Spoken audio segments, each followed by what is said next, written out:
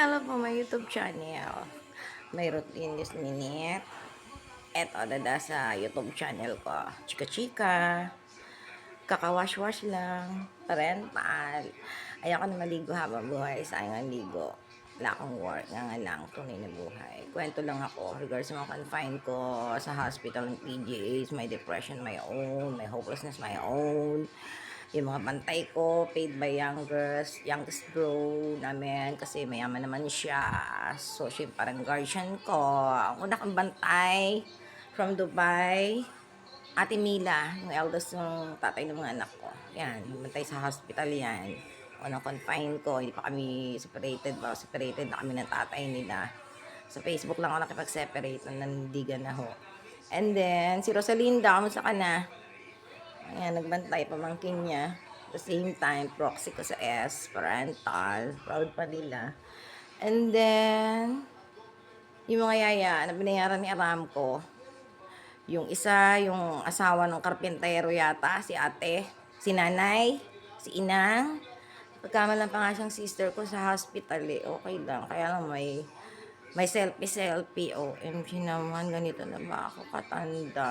Eh, kasi si inang naman parang kakaahon sa pilapil.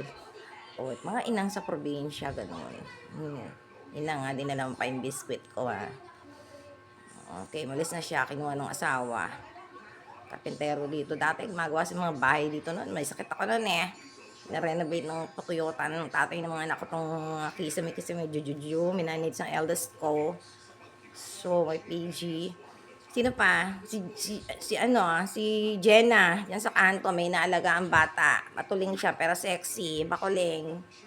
Oh, may asawa sa karuhatan yan. Sa karuhatan ba sila? Nagbaharaw. Yan. Dat na nauyan ako tulog.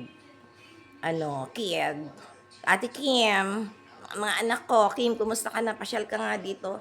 O di ba sabi ko sa'yo, pag-Dubai tayo, di ba?